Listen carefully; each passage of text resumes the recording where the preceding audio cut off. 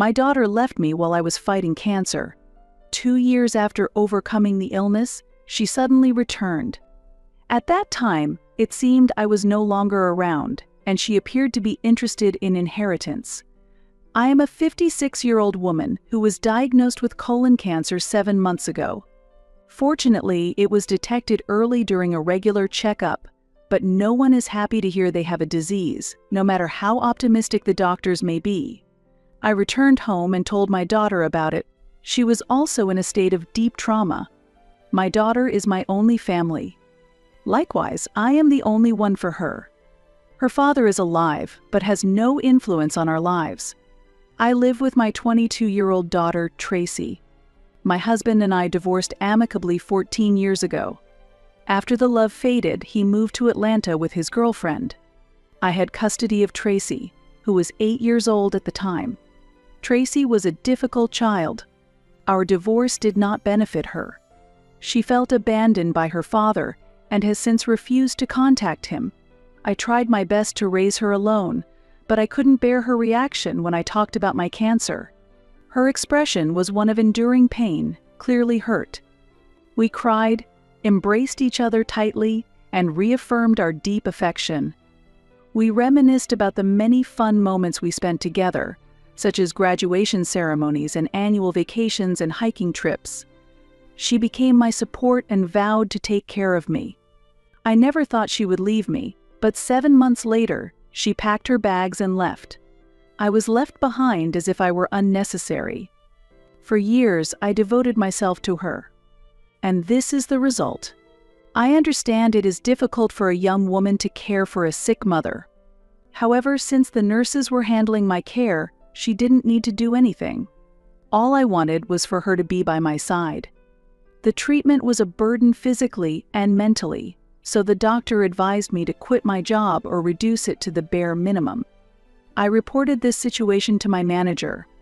He was very understanding and accommodating. If I regained my health, my position would be held for me. I quit my job to focus on treatment. Financial flexibility was not a problem. I had no major responsibilities. The house mortgage was already paid off, and my daughter's tuition was paid as she wished. I have enough savings for several years and some assets that can be liquidated if needed. Even if I ran out of cash on hand, I could utilize these assets. Furthermore, the treating physician was cooperative and optimistic about the treatments I was receiving. I underwent chemotherapy and regular checkups. Chemotherapy was very painful, causing strong fatigue, and I was unable to move for a day or two after treatment. Tracy's assistance was essential even for basic needs like preparing meals and medications. After I started using a wheelchair, although I could move around the house on days when I had strength, there were difficult days as well. The treatment was extremely draining, both physically and psychologically. I was worried that my bones would break because my body was too weak. Basic actions like eating, walking, and using the toilet became extremely difficult, increasing my irritation. As time passed, Tracy's attitude became colder, and she stopped showing her face in my room or talking properly. Our conversations often ended with her short responses. Being ignored by my daughter was extremely painful. In my lonely days, conversations with her were a temporary escape from my pain. When I felt hostility from her, I felt no greater pain. I asked her if I was burdening her. To that question, Tracy yelled, "I can't take it anymore." She claimed she was taking care of me. I understand that preparing meals for a sick person on time is difficult and that many young people dislike being around sick people. Therefore, I decided to hire a nurse to take care of that and informed her. I requested a home nursing service from the hospital, and an experienced cancer care nurse was assigned. I felt that the issue was resolved, but reality was different. Tracy continued to be gruff and ignored me. Not only did she keep her distance from me, but she also treated the nurse maliciously. I thought there would be no problem since I had asked the nurse not to interfere with Tracy, but Tracy treated the nurse harshly over trivial matters and even forbade her from touching the refrigerator or entering the kitchen. The nurse was cleaning the patient's feces, which seemed to displease her. Although Tracy said nothing directly, her attitude made it clear that she disliked the nurse. Seeing Tracy's displeased look, the nurse asked me if I was dissatisfied with her work. I didn't think so. Her duties were being performed very appropriately, and I had no complaints. After the nurse left in the evening, I pursued the matter of Tracy's attitude. Previously, I had asked Tracy to make considerations so that the nurse could work smoothly without me saying anything, but the limit had been reached, and the time had come for me to think of a way to prevent the nurse from quitting. When I pointed out her nastiness towards the nurse, Tracy showed her anger. She criticized me for overreacting. According to her, the nurse was unclean, and she was merely instructing basic hygiene. I raised my voice in anger. That was unthinkable. The nurse had professionally learned and trained in hygiene management and should have deeper knowledge than Tracy. It's absurd that Tracy, who dropped out of college, tried to take over giving instructions on hygiene. She furiously blamed me for ruining her life for about 10 minutes, continuously crying.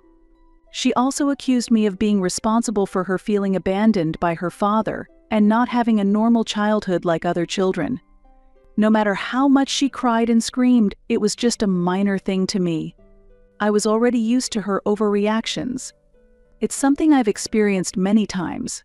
What was shocking was her false claims.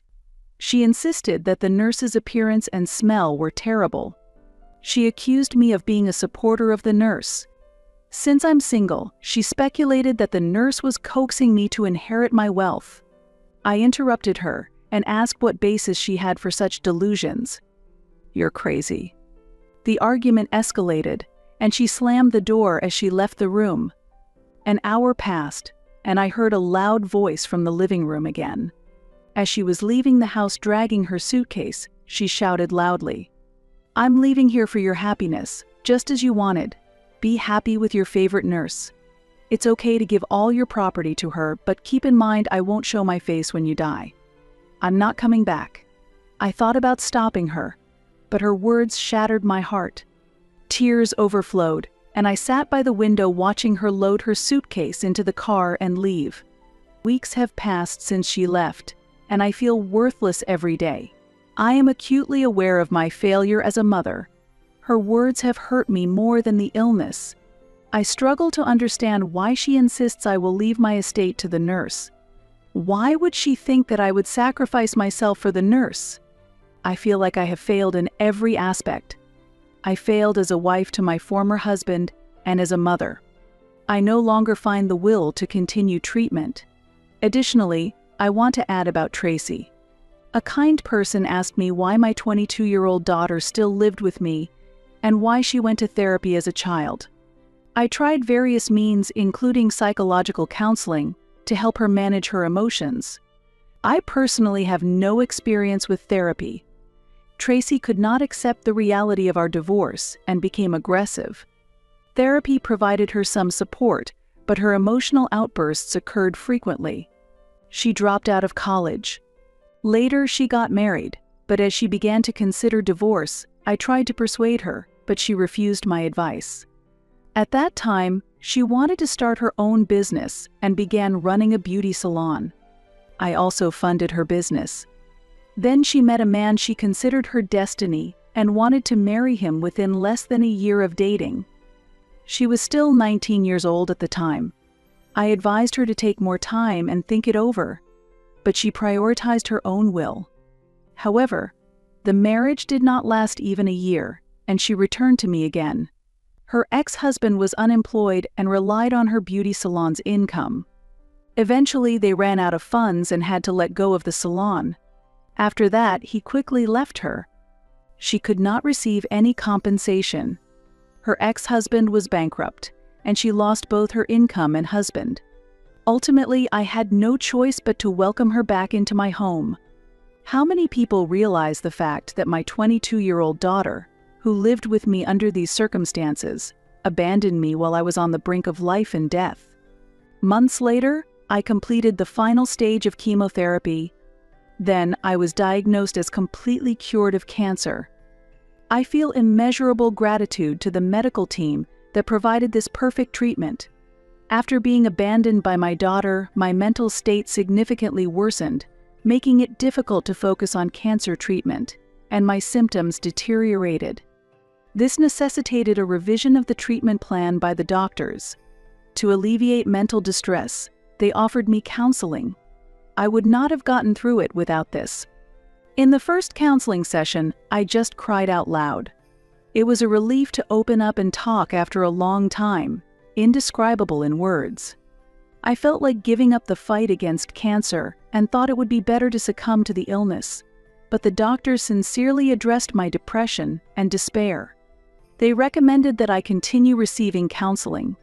I rehired a full-time nurse because living alone had become difficult, and to be able to respond immediately to any emergencies. I offered double the salary to the previous nurse and requested her to work again. She was familiar with my medical history and diagnosis, and I wanted to rely on her. If Tracy were here, she would criticize me for hiring a full-time nurse. The thought that she might blame me for something unexpected weighs on my heart. After all, I have overcome my daughter. I should not have thought about the daughter who abandoned me when I was at my lowest. The only ones I should cherish are my doctors and nurses. I continued to focus on treatment. Accompanying the nurse to chemotherapy sessions made me realize that it was mentally and physically easier than when Tracy used to accompany me. She was always irritable, adding on more mental burden to me than the pain of the treatment. I lost my hair and weight, but resolved to overcome it positively. It may sound bad, but I felt it was good that Tracy left the house. As time passed, I felt the negative elements in my life disappearing. I have never felt such relief before. I had been obsessively focused on Tracy as the sole purpose of my life, sacrificing my happiness for her. But being abandoned taught me an important lesson. There are limits to obligation, love, and compassion, and they should not be excessive. As a mother, I should not be exploited or trampled upon. I endured being treated like a punching bag by her, but I've reached my limit. Now I have finally gained my freedom. I look forward to starting a new life. I originally planned to return to work, but I don't feel the need to do so yet. I have enough savings to live on. If the funds run out, I consider starting a part-time job at a supermarket, but currently, I am focusing on gaining weight and building muscle. I started with walking and gradually want to try jogging or running. It's not easy to breathe normally in daily life. I still feel tired after finishing household chores, but I am making progress bit by bit. I still receive support from a nurse, but I plan to live on my own as my condition improves further. I'll also report on what has happened since then. It has been 2 years since I was declared completely cured of cancer.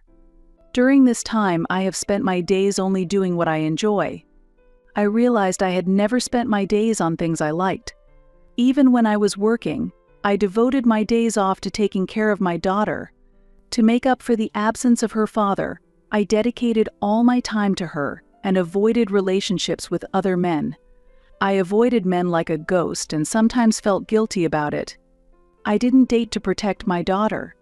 After she became an adult, I felt that my actions were excessive. Despite having free time, I hadn't made much use of it. I was concerned that my relationship with Tracy might not work out. Even after she returned to live with me following her 10-month marriage, I felt it would be difficult to live with another man even after being cured of cancer. Therefore, I started dating. The first date was very awkward. Modern men use a lot of jargon and slang, so I often had to look up phrases on Google.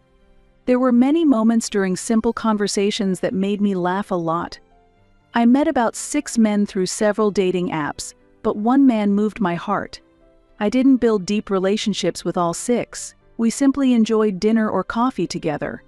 I'll call this man S. He's in his early 50s and was repeatedly betrayed by his wife, who he tried to build a home with several times for the sake of his daughter, but his wife did not change.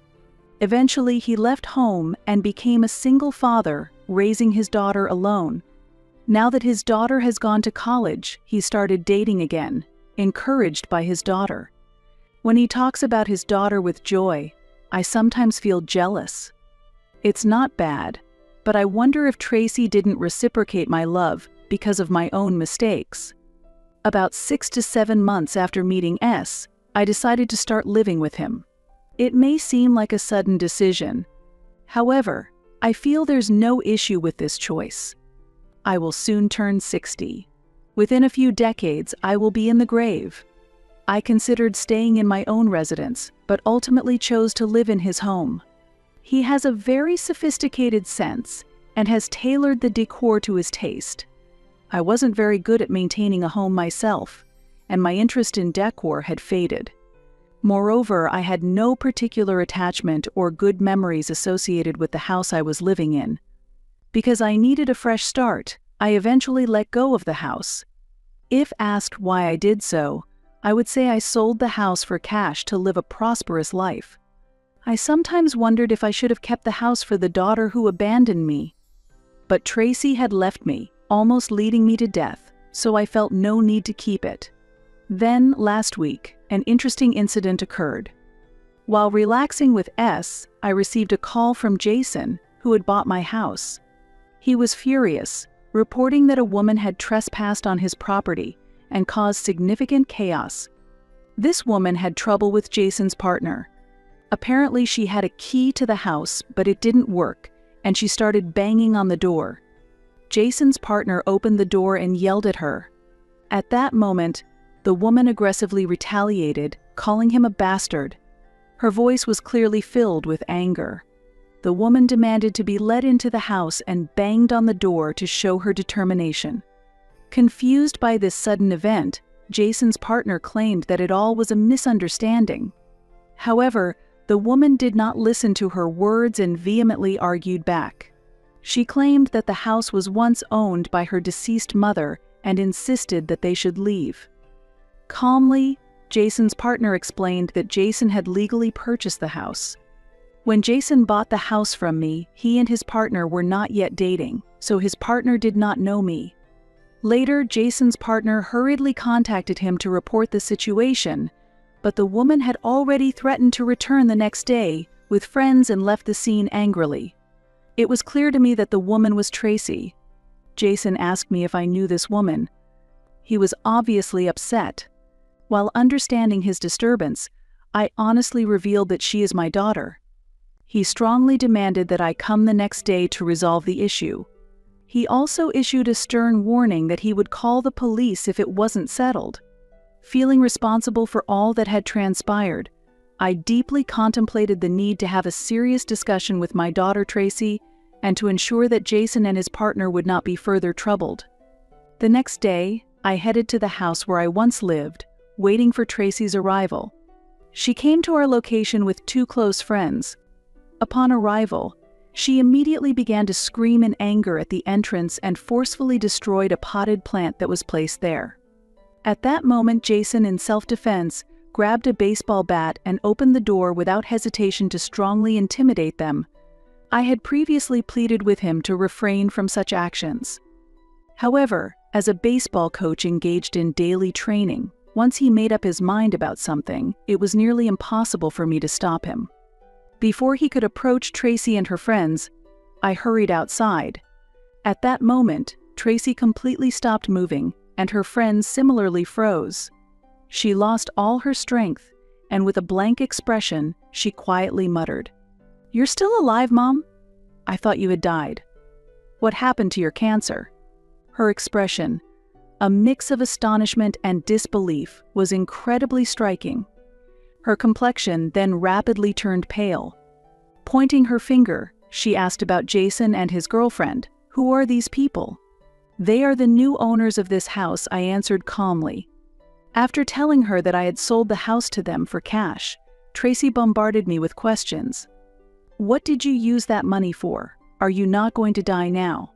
Had it been the old me, I might have been deeply hurt by her words, but that day was different. I showed no emotion and remained composed. And laughing loudly at her, I said, "Currently, I no longer suffer from cancer. Just to let you know, you will not be able to gain anything from me anymore. I have already quit my job and decided to use all the funds I have for myself. You will be alone from now on. Consider it as if I no longer exist in this world."